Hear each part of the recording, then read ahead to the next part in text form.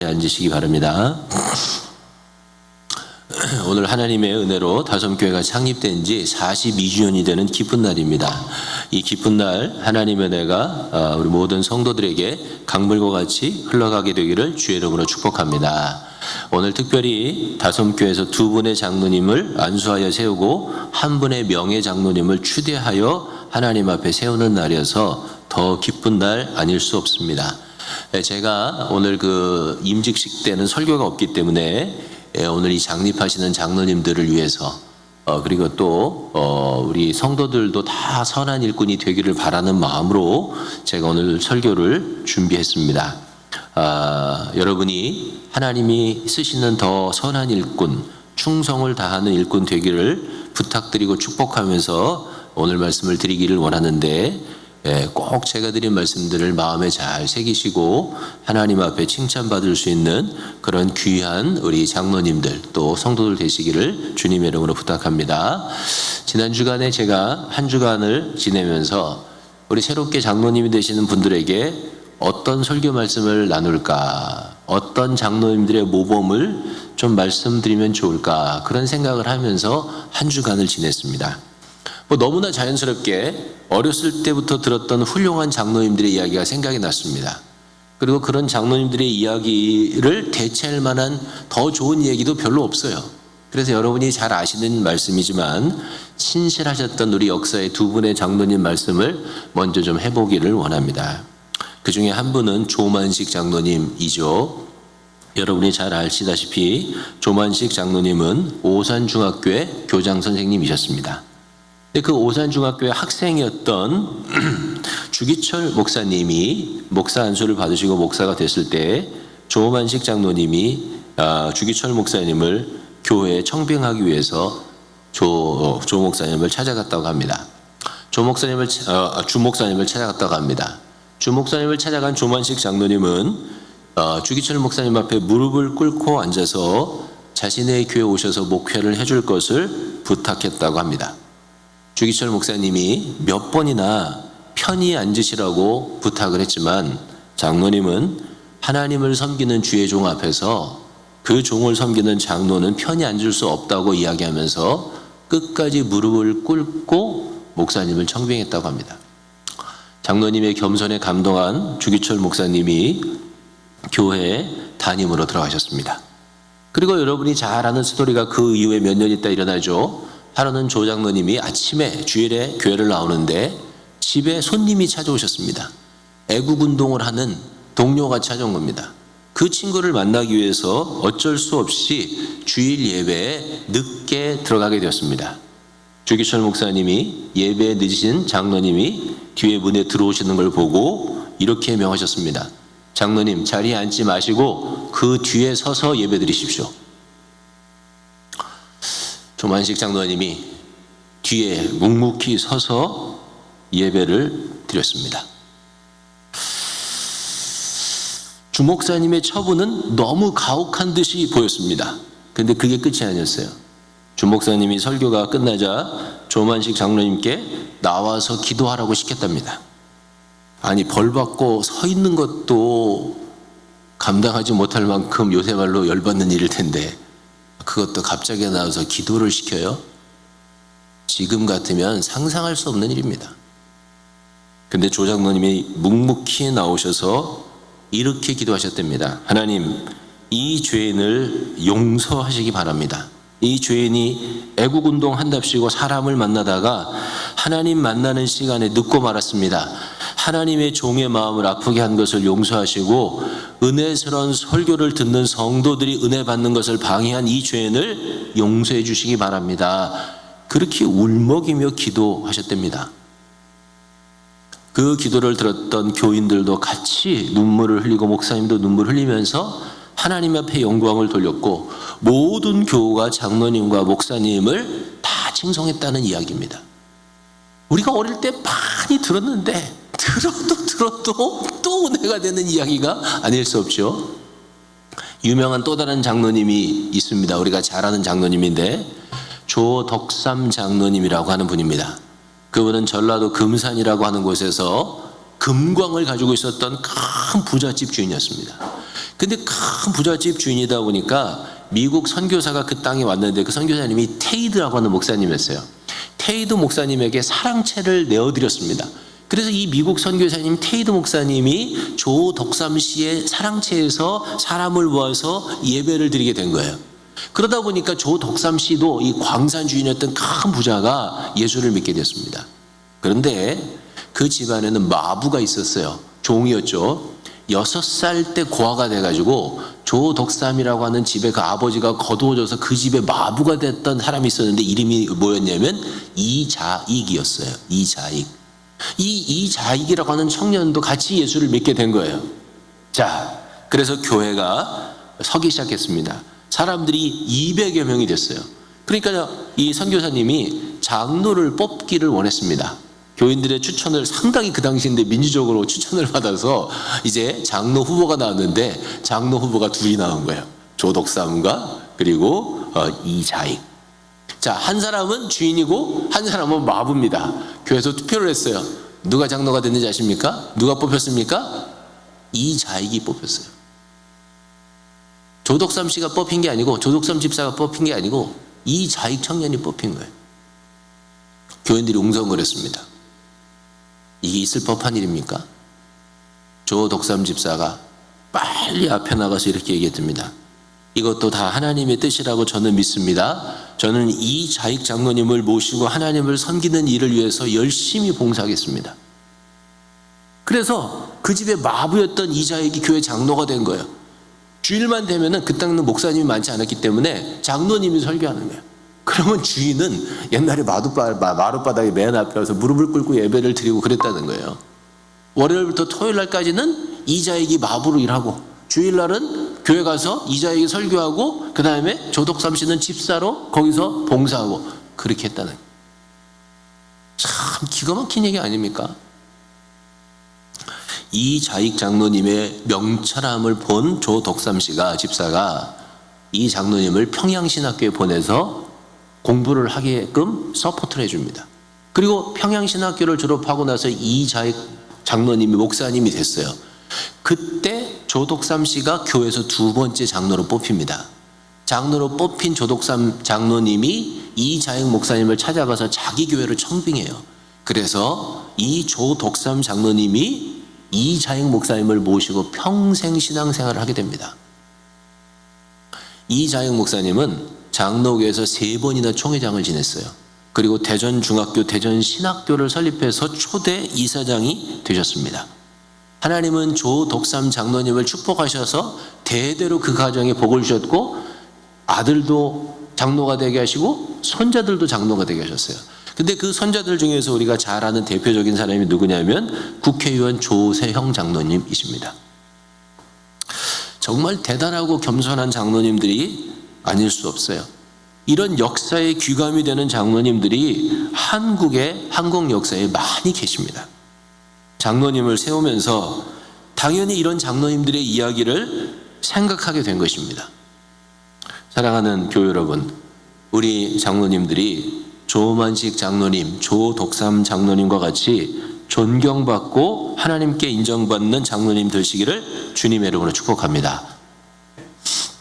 그런데 사실 제가 이렇게 설교를 준비하고 이렇게 이야기를 읽고 쓰면서 그리고 축복하면서 동시에 양심에 걸리는 것이 하나 있었습니다. 그건 이런 생각이었어요. 제 양심이 저에게 이렇게 말하는 거예요. 김 목사, 너는 나 환자들의 고름을 빨았던 목사님, 자기의 2 아들을 죽인 사람을 양저로 삼았던 손영원 목사님과 같은 분들의 이야기를 들으면 뭐라고 생각하는가? 이런 양심의 목소리가 나한테 들렸어요. 또 이렇게 저한테 막 양심의 목소리가, 야, 신사천배를 거부하고 손톱 발톱 다 뽑히고 데모 뒤로 걸어갔던 주기철 목사님, 그분 목사님의 이야기를 들으면 너는 뭐라고 생각하니? 이렇게 양심이 저에게 말하는 거예요. 제 응답은, 하나님, 저도 손양원 목사님처럼 되겠습니다. 저도 주길철 목사님처럼 되겠습니다. 이렇게 대답은 못했다는 거예요. 그러면 뭐라고 주로 얘기했냐면, 하나님, 그렇게 엄청난 분들을 제가 감히 어떻게 흉내라도 낼 수 있겠습니까? 저는 목사지만 그렇게는 못합니다.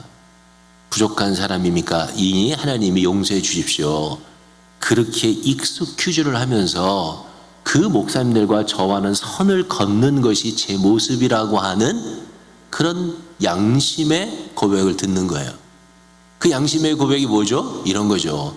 너는 그렇게 위대한 목사님들을 이야기를 들으면 너는 그렇게 못하겠다고 얘기하면서 너희 교회 장로님 되시는 분들에게는 그렇게 위대하신 장로님들 얘기하고 그분들처럼 되게 되라고 말씀드리는 것은 옳은 일이겠느냐. 제가 솔직하게 고백하는 거예요. 아시다시피 저는 별로 거짓말을 잘 못하는 편이잖아요. 사랑하는 교회 여러분, 제 생각이 너무 소극적이라면 여러분이 용서하세요. 정직하게 얘기하는 거예요. 저는 장로님들이 진짜 잘 되기를 원해요. 잘 되지 않기를 원한다는 말이 아니에요. 정말 훌륭하고 존경받는 장로님들이 되기를 소원합니다. 그러나 우리 스스로도 지우지 않는, 우리 스스로도 지려고 하지 않는 과도한 기대와 소망을 장로님들에게 십자가처럼 지우고, 그리고 우리의 기대와 소망에 이르지 못하면 모질게 지탄하고 비난하는 그런 잘못은 하면 안 되겠다고 하는 생각입니다. 우리 장로님들은 이미 존경받으실 만한 분들이고 또 교회를 이끌어 가시기에 충분한 리더십을 가지셨기에 교회에서 세워서 장로님으로 세우는 것입니다. 그러므로 우리가 해야 되는 첫 번째 일은 장로님들을 있는 모습 그대로 사랑하고 존경하고 그리고 따를 수 있어야 하는 것입니다. 그렇게 되기를 주님의 이름으로 부탁합니다. 그러나 동시에 새롭게 장로님이 되시는 분들께, 그리고 하나님의 선한 종으로 살아가기를 원하시는 교우들께 꼭 몇 가지 부탁을 드리기를 원합니다. 그것은 하나님 앞에서 선한 장로님이 되기 위해서 또는 선한 일꾼이 되기 위해서는 성경이 가르쳐주는 몇 가지 원칙들을 꼭 따라야 된다는 것입니다. 역사를 보고 성경을 봐도 내가 위대한 목사가 되겠다, 내가 굉장한 장로가 되겠다, 그렇게 해서 위대한 목사가 되거나 굉장한 장로가 된 사람은 한 명도 없습니다. 진짜 위대한 하나님의 사람들이 되었던 사람들은 그게 장로든 목사든 평신도든 사도든 상관없이 그들은 다 하나님이 주신 원칙에 따라서 살기를 위해서 애썼던 사람들인 것입니다. 그들은 그저 그것만 한 거예요. 그런데 그대로 살려고 애쓰다 보니까 하나님이 필요하면 그들을 위대한 사람으로도 세워주시고 훌륭한 사람으로 만드시고 역사 가운데 존경받게도 하셨던 것이지, 그들이 스스로 위대한 사람, 굉장한 사람이 되겠다고 꿈꾸어서 그런 사람은 하나도 없었던 거예요.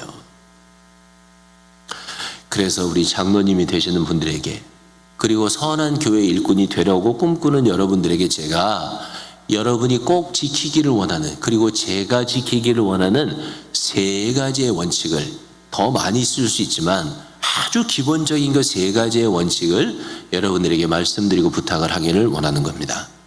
첫 번째, 하나님의 뜻을 찾고 순종하라는 것입니다. 모든 신실한 하나님의 일꾼들은 다 하나님의 뜻에 순종한 사람들이었습니다. 그게 원칙이에요. 자, 하나님의 사람들이 하나님의 뜻에 순종하는 것은 너무 베이직이 아닙니까? 아브라함은 하나님의 뜻에 순종해서 하란을 떠나서 가나안으로 갔습니다. 모세는 하나님의 뜻에 순종해서 목숨을 걸고 바로 앞에 나가서 자기의 백성을 구해냈습니다. 다윗은 하나님의 말씀에 순종해서, 하나님의 뜻에 순종해서 자기를 죽이려고 하는 사울의 생명을 취하지 않습니다. 조덕삼 집사님은 하나님의 뜻에 순종해서 자기 집의 종놈이었지만 이자익 씨를 장로로 섬깁니다. 조만식 장로님은 하나님의 뜻에 순종해서 자기의 제자 앞에 무릎을 꿇고 그를 담임 목사로 청빙합니다. 하나님의 사람들이 하나님의 뜻에 순종하는 것은 너무나 당연한데, 진짜 하나님의 뜻에 순종하면서 살아가는 사람들을 보는 것은 그렇게 쉽지가 않습니다. 왜냐하면 첫째는, 이유는 하나님의 뜻을 파악하고 깨닫는 것이 쉽지 않을 때가 많기 때문에 그렇습니다. 물론 어떤 일들은 자명합니다. 예를 들어 아내를 사랑해야 됩니까? 당연하죠. 그거는 물어볼 것도 없어. 그거는 분명한 하나님의 뜻인 거예요. 남편에게 순종해야 됩니까? 자명해요. 성경에 딱 써 있거든요. 그거는 물어볼 필요가 없어요. 그거는 분명히 하나님의 뜻이에요. 그러나 어떤 일들은 이게 하나님의 뜻인지 저게 하나님의 뜻인지 분간하기가 쉽지 않은 일들도 살아가면서 많이 만납니다. 어느 유명하고 사회적으로 영향을 많이 끼친 목사님이 이렇게 말씀하셨습니다. 하나님의 뜻을 깨닫는 게 쉽지 않았습니다. 하나님의 뜻인 줄 알고 갔는데, 열심히 갔는데 나중에 아니었구나 그렇게 깨닫는 적도 있었습니다. 이건 하나님의 뜻이 아니라고 생각했는데 하나님이 그 일에 복을 주셔서 그것 때문에 너무 잘된 일도 있었습니다. 하나님의 뜻인지도 모르고 갔는데 나중에 보니까 그것이 하나님의 뜻인 것을 깨닫게 되었습니다. 진짜 어렵습니다. 정말 하나님의 은혜로 살았습니다. 그렇게 말하는 것을 들었습니다. 저는요, 그 말에 100% 동의합니다. 우리가 살아가면서 하나님의 뜻을 분별하고 아는 것은요, 그렇게 쉬운 일은 아닙니다. 그러나 이 말은 하나님의 뜻을 찾지 않아도 된다는 말은 아닌 것입니다. 그거는 전혀 다른 거예요. 하나님의 뜻은 끝까지 찾아야 돼요. 왜 하나님의 뜻을 찾아야 되냐면 하나님은 목적을 가지고 세상을 지배하시는 분이기 때문에 그렇습니다. 하나님은 온 우주와 만물을 구원하시려고 하는 하나님의 목적과 목표를 가지고 세상을 다스리고 지배해 가세요. 당연히 그 하나님의 목적과 목표가 있기 때문에 하나님은 교회를 향하신 하나님의 뜻을 갖고 계시고 우리 개인을 향하신 하나님의 뜻을 갖고 계시는 것입니다. 그래서 우리는 어떻게 되냐면 하나님의 마음은 어디에 있을까? 하나님의 뜻은 어디에 있을까? 이거를 끊임없이 찾으려고 하는 마음의 스트럭이 필요한 거예요. 마음의 갈등과 마음의 도전이 필요한 거예요. 그게 그리스도인의 일꾼의 모습입니다. 우리가 그런 마음을 갖고 있다고 해도 하나님이 날마다 귀에다가 음성 들려주지 않고요, 날마다 무슨 기적적으로 비전이 보이지 않고요, 그렇다고 해서 성경 말씀을 읽을 때 막 성경이 막 툭툭 날마다 튀어오르는 거 아닙니다. 어떤 때는 하나님의 뜻을 잘못 이해할 수도 있고 어떤 때는 잘못 생각할 수도 있고 어떤 때는 하나님의 뜻에 내가 뜻이라고 순종했는데 그게 아닐 수도 있습니다. 그러나 늘 하나님의 뜻을 찾고 구하는 마음의 투쟁을 감당하고 살아가는 사람의 인생 전체는 하나님을 향하고 있게 되는 것입니다. 계속 하나님의 뜻을 그리고 하나님의 마음을 구하는 사람은 하나님을 바라보면서 걸어가기 때문에 실제의 삶에서는 이런저런 시행착오가 있고 잘못 깨닫고 실수할 때가 있지만 인생 전체는 어떻게 하고 있다고요? 하나님을 딱 보고 걸어가고 있는 게 되는 거예요. 그게 하나님의 사람의 모습인 것입니다. 그게 하나님의 일꾼의 모습인 거예요. 그래서 하나님의 마음에 하나님의 뜻에 헌신되어 있는 사람은 어쩔 수 없이 기도에 헌신하게 되어 있습니다. 왜냐하면 그 하나님의 뜻을 찾다 보니까 기도하게 되는 거예요. 우리가 물론 하나님 내가 이것도 필요합니다, 저것도 필요합니다, 그런 기도합니다. 저도 그런 기도해요. 많지는 않지만 그런 기도합니다. 그런데요, 진짜 기도가 기도의 깊이로 들어가면 어떻게 되냐면 주님의 뜻이 하늘에서 이룬 것과 같이 땅에서도 이루어지게 해주십시오. 오늘 하나님의 뜻은 무엇입니까? 내가 어떻게 살기를 원하고 우리 교회는 어떻게 되기를 원하십니까? 이거에 대한 고민과 갈등 때문에 기도하는 거예요. 그게 보이지 않기 때문에 30분도 기도하고, 그게 보이지 않기 때문에 1시간도 기도하고, 그게 보이지 않기 때문에 2시간도 기도하고, 그거를 찾기 위해서 끊임없이 분투하는 게 누구냐면 그리스도의 종의 모습이란 말이에요. 하나님의 사람이고 하나님의 종인데 하나님의 뜻이 무엇인지도 물어보지 않고 살아간다면 어떻게 하나님의 종이겠습니까? 그래서 이번에 안수 받으시는 장로님들은, 그리고 하나님의 선한 일꾼이 되기를 원하는 다솜의 모든 교우들은 다 기도에 헌신된 사람이 되시기를 주님의 이름으로 축복합니다. 제가 지난주에 LA에 우리 그 장례식에 갔다가 하나님의 은혜로 제가 옛날에 속해했던 선교회 정기 기도회를 가게 됐어요. 아침에 거기 기도회 가서 2시간 이렇게 같이 기도하고 왔는데 거기 가서 한 장로님을 만났습니다. 오렌지 카운티에서 제일 큰 교회 중에 한 교회 장로님이세요. 리타이어 하셨어요. 장로님을 만나서 같이 기도도 하고 식사도 하고 이렇게 같이 그때 모였던 사람하고 이렇게 얘기했어요. 근데 장로님이 자기 이야기를 하면서 젊었던 시절에 자기 자신을 후회하는 이야기를 하셨습니다. 자신이 젊었을 때 장로님으로 재직하면서 목사님을 꽤 어렵게 했다는 거예요. 그런데 그 교회 목사님은요, 지금은 은퇴하셨지만 오렌지 카운티에서 제일 대표하는 그리고 가장 큰 교회를 목회했던 S 목사님이세요. 이거 혹시 방송에 나가기 때문에 장로님한테 누가 될까봐 제가 다 이렇게 가명으로 얘기하는데 S 목사님이세요. 굉장한 목사님이세요. 그런데 그렇게 반대를 하고 그랬다는 거예요. 자기가 은퇴하고 나서 보니까 그때 자신이 얼마나 영안이 얻었는지 이제 깨닫게 된대요.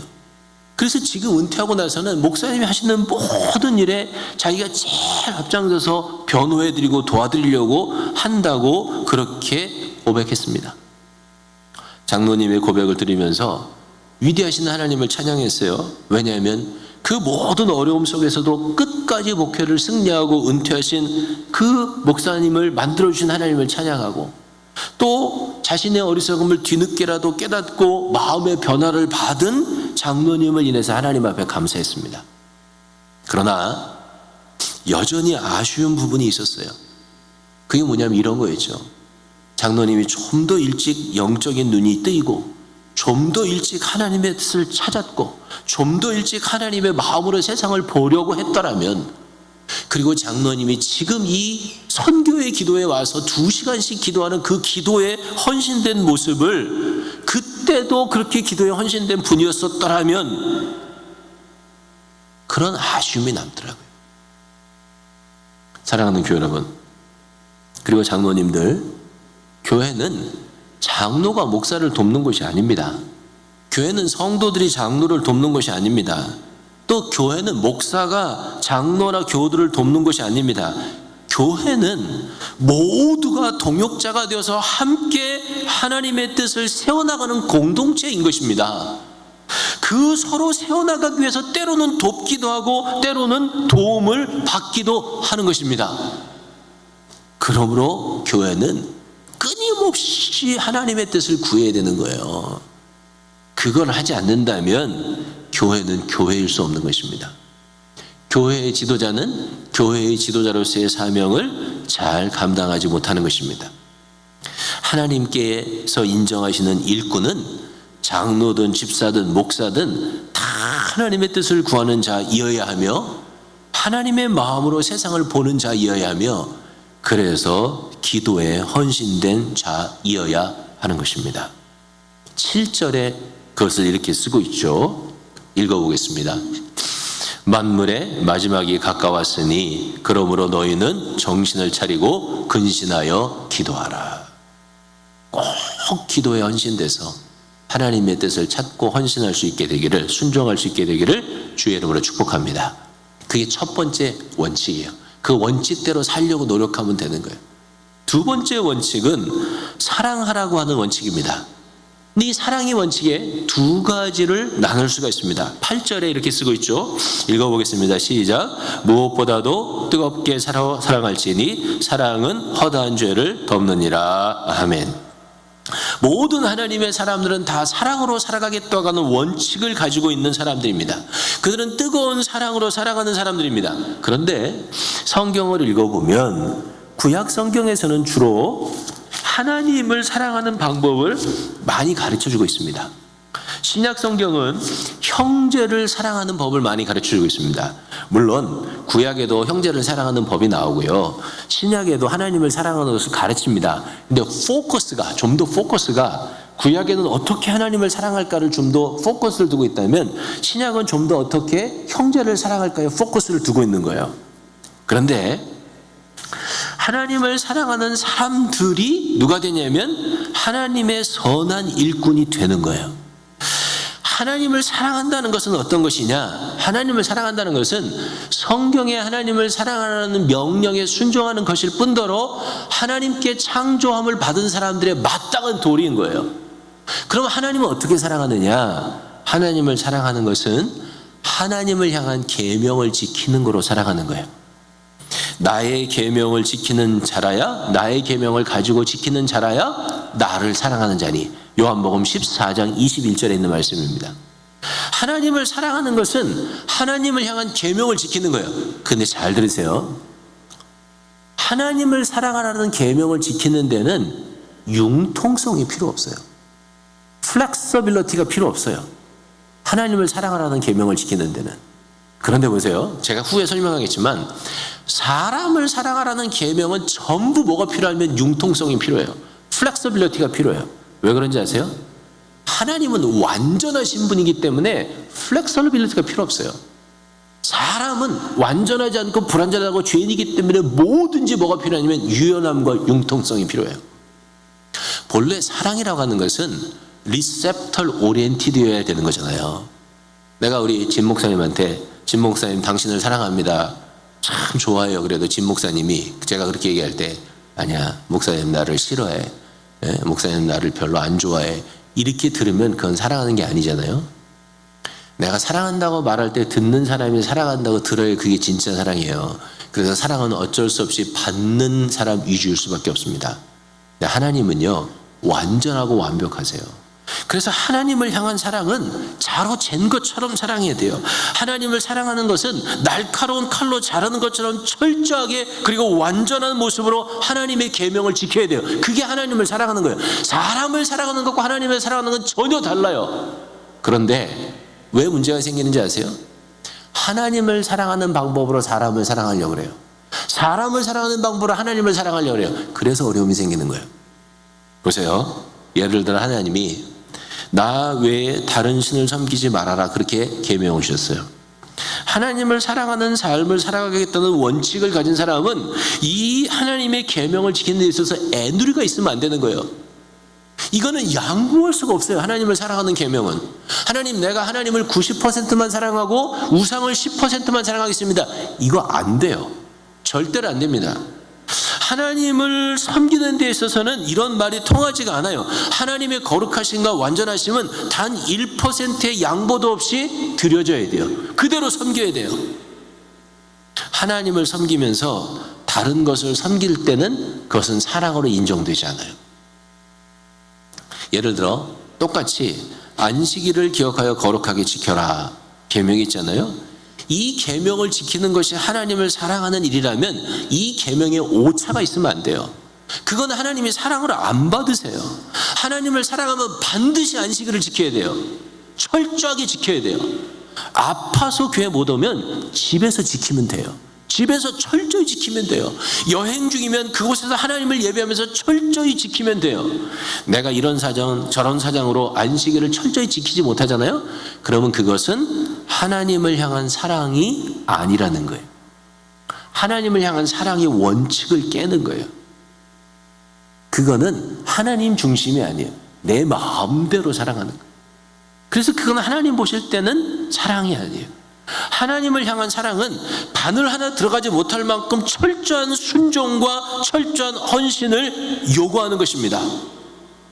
자, 예수님을 보세요. 예수님은 하나님 앞에 어디까지 순종하셨습니까?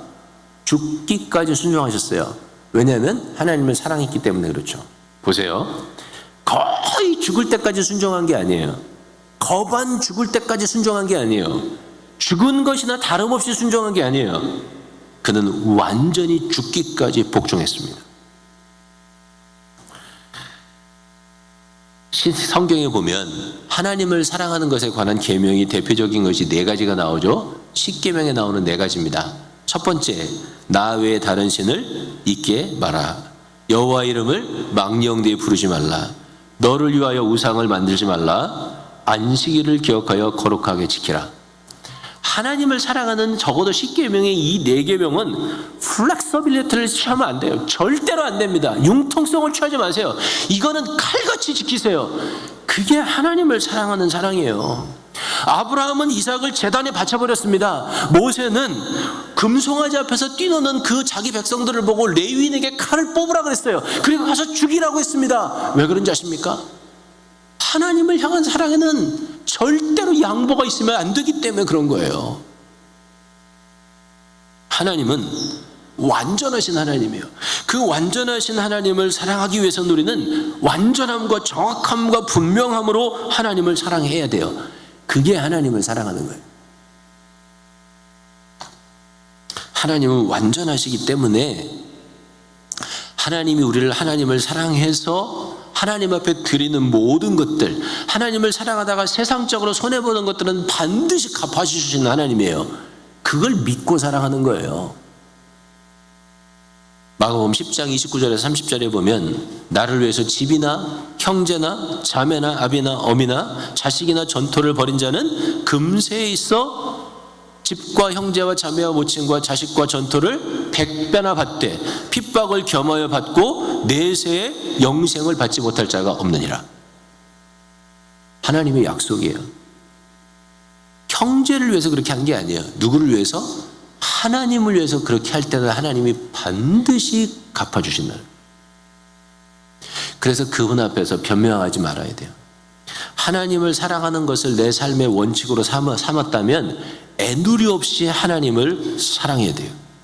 그 원칙을 지키던 하나님의 선한 종들은 원칙을 지키다가 핍박도 이겨냈고요. 그 원칙을 지키다가 순교도 감당했던 하나님의 일꾼들이 된 거예요. 그 원칙을, 하나님을 사랑하는 원칙을 지키다 보니 그렇게 존경받는 자리까지 가게 됐다는 것입니다. 사랑하는 교회 여러분, 장로님이 되시는 우리 장로님들, 여러분들이 진실로 하나님이 인정받는 일꾼이 되기를 원한다면, 선한 일꾼이 되기를 원한다면 하나님을 사랑하는 이 원칙을 꼭 잊지 말고 지키시게 되기를 주의 이름으로 부탁합니다. 세 번째가 형제 사랑의 원칙이에요. 형제 사랑은 전혀 달라요. 형제 사랑은요, 다 하나님의 선한 일꾼들이 형제를 사랑하며 살았어요. 근데 그 형제를 사랑할 때 어떻게 사랑했냐면 뜨겁게 사랑했어요. 뜨겁게 사랑하며 살아가는데 형제를 사랑할 때는 뭐가 필요하냐면 무한한 자비, 무한한 용서, 무한한 유연성, 무한한 플렉서빌리티를 요구하는 거예요.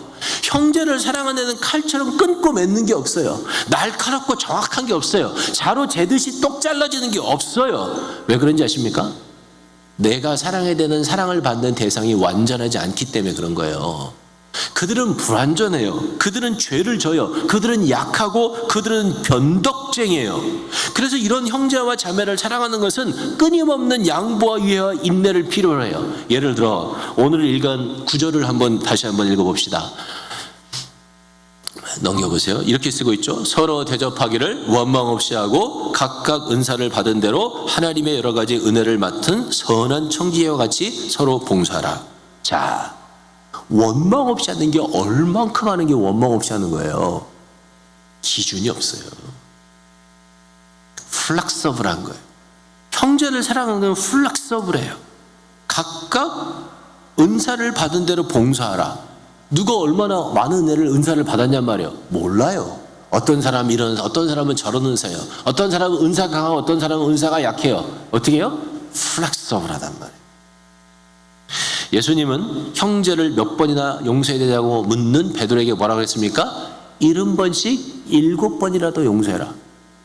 끊임없이 플렉서빌리티를 요구하는 거예요. 오리를 가져가는 자에게 십리를 가라는 것입니다. 오른뺨을 때리면 왼뺨을 돌려대라는 것입니다. 겉옷을 달라고 하면 속옷도 주라는 것입니다. 뭐가 있는 거예요? 끊임없는 자비, 끊임없는 용서, 끊임없는 이해, 끊임없는 격려, 그게 필요한 것이죠. 성경의 사랑장인 요한복음 13장을, 고린도서 13장을 생각해 보세요. 거기 사랑에 대해서 이렇게 묘사했죠. 사랑은 오래 참고 온유하며 투기하는 자가 되지 아니하며 자랑하지 아니하며 교만하지 아니하며 무례 행치 아니하며 자기의 유혹을 굳지 아니하며 성내지 아니하고 악한 것을 생각지 않고 불의를 기뻐하지 아니하며 진리와 함께 기뻐하고 모든 것을 참으며 모든 것을 믿으며 모든 것을 바라며 모든 것을 견디느니라.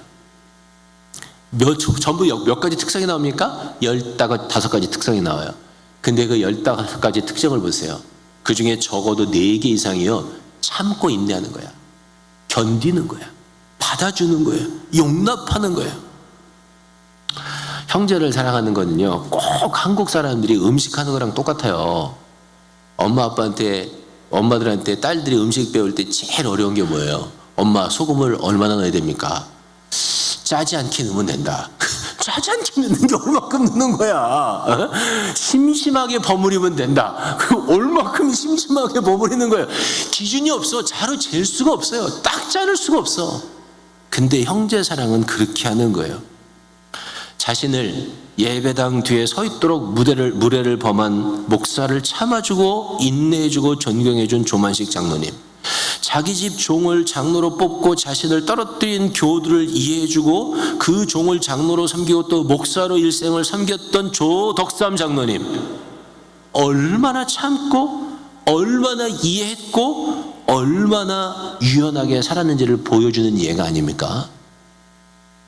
그게 형제 사랑이란 말이에요. 근데 이걸 자꾸 반대로 하려고 그래요.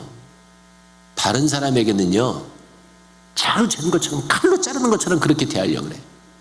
하나님을 섬기는 지멋대로 막 하려고 그래. 그래서 신앙의 혼선이 생기는 거예요. 이거를 정확하게 바꿔야 돼요. 하나님을 사랑하는 철저한 원칙과 그리고 얼마든지 자비와 이해를 베푸는 형제 사랑의 원칙을 우리의 삶에 지켜나가길 원할 때, 그때 하나님이 쓰시는 귀한 일꾼들이 되는 거예요. 우리는 다 부족합니다. 완벽한 사람은 하나도 없어요. 저도 마찬가지예요. 너무나 허물이 많아요.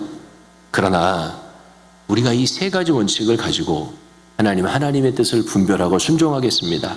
하나님을 철저하게 사랑하겠습니다.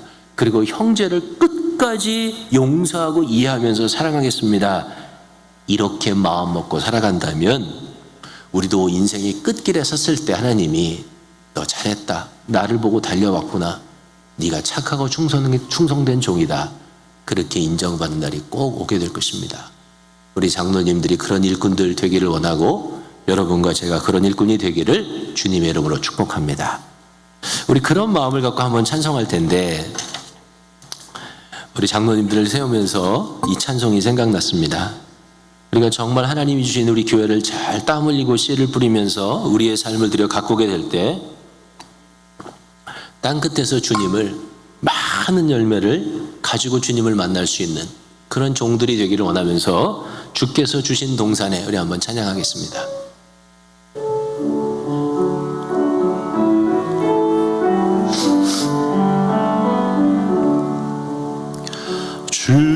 주께서 주신 동산에 땀 흘리며 씨를 뿌리며 내 모든 삶을 드리리. 날 사랑하시는 내 주님께 비바람 앞을 가리고 비바람 앞을 가리고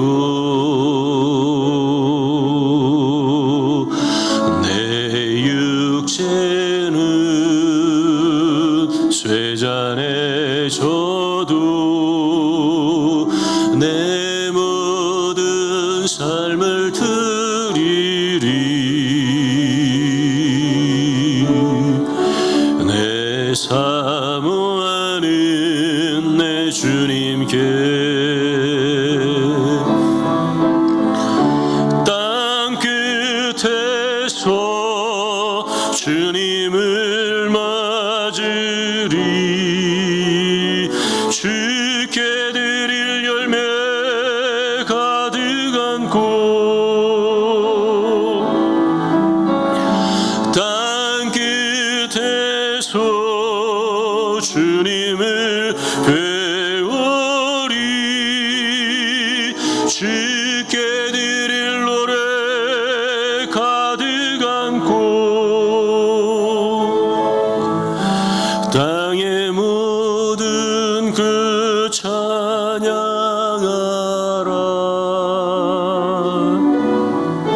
주님 오실 길 예비하라.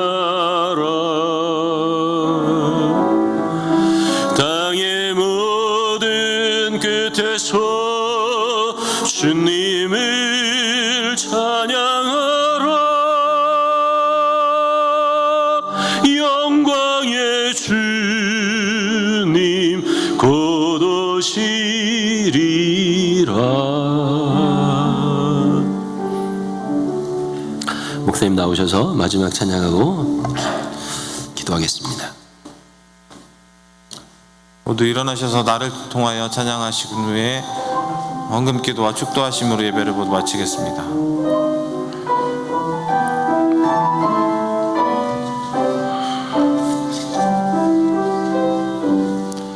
지금 서 있는 이곳에서 높임을 받으소서. 내가 밟는 땅 주님의 땅이니 하늘이 주의 이름 높이 올리며 넓은 바다가 주를 노래해. 모든 만물 주를 경배해. 모든 입술 주를 찬양해. 천지를 만드신 만물의 통치자 높임을 받으소서. 내 평생에 주의 이름 높이며 어느 곳에서든지 주님을 예배하리라. 내가 밟는 모든 땅 아버지의 영광이 선포되어야 하리. 찬양하며 주님을 예배할 때 하늘 가득한 주의 영광 보리라. 나를 통하여 나의 입술을 인하여 주의 이름 높임을 받으소서. 나를 통하여 나의 입술을 인하여 주의 이름 높임을 받으소서.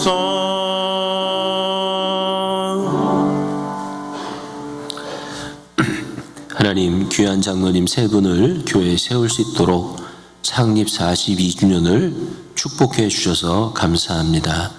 우리 장로님들과 우리 모든 교우들이 하나님이 주신 원칙들을 잘 지키며 주의 선한 일꾼으로 승리할 수 있도록 은혜 베풀어 주시옵소서. 하나님, 오늘도 하나님 앞에 마음과 뜻과 정성을 다하여 우리의 예배와 예물과 헌신을 하나님 앞에 드립니다. 이 예물을 주님이 기쁘게 받아 주시옵시고 하나님을 사모하는 사람들을 이 땅에 수없이 하나님의 거룩한 열매로 거두시는 아름다운 일에 사용되도록 은혜 베풀어 주시옵소서. 하나님은 우리를 질투하기까지 사랑하시는 하나님이라고 하셨습니다. 우리도 질투하기까지 하나님을 사랑하는 자가 되게 하여 주시옵소서. 우리도 질투하는 마음을 갖기까지 하나님의 축복을 사모하는 자들이 되게 하여 주시옵소서. 우리의 삶의 지경을 넓혀 주시옵소서. 우리에게 복의 복을 더하여 주시옵소서. 하나님이 넘치고 넘치게 축복하여 주시옵소서. 온 열방이 우리를 보며 하나님이 살아계시다고 고백할 수 있을 만큼 하나님의 은혜가 넘치는 교회 가정이 되게 하여 주시옵소서. 하나님, 오늘 어린이 주일인데 우리 늘 창립주일과 겹치다 보니 우리 우리 자녀들을 잘 축복해 주지 못하는 것은 아닌지 마음에 안타까운 마음을 갖습니다. 오늘 하루 다솜랜드의 모든 어린이들 하나님이 기쁘게 받아 주시옵시고 저들의 마음에 쇠하지 않는 하나님을 향하여 갖는 소원이 가득하게 되는 귀한 한 날 되게 하여 주시옵소서. 지금은 우리 주 예수 그리스도의 은혜와 하나님 아버지의 극진하신 사랑하심과 성령의 감동 교통하심이 오늘 주 앞에 나와 예배할 뿐만이 아니고 우리가 가는 이 땅 끝에서 죽게 드릴 열매를 가득 안고 주님을 만나겠다고 하는 소망을 가지고 이 예배당을 떠나게 되는 우리 사랑하는 모든 다솜의 교우들 위해 영원토록 함께 하시기를 간절히 축원하옵나이다. 아멘.